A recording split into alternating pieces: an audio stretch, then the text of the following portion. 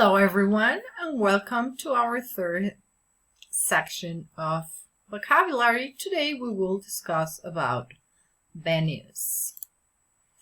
To begin with, the contents of this presentation includes what is a venue and different types of venues. We will be talking about hotels, restaurants, pubs, bars, cafes, fast food outlets, schools, and prisons, to mention some of them. What is a venue?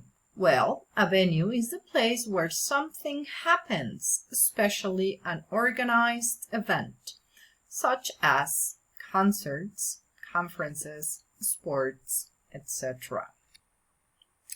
What types of venues do we have? We have hotels, we have restaurants,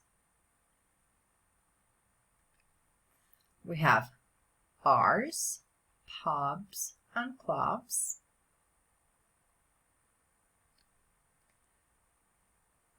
We have cafes. We have fast food outlets. And we also have welfare catering. As we mentioned before, it includes hospitals, schools, college, the army, and prisons. Thank you so much for your attention. See you soon. Bye-bye.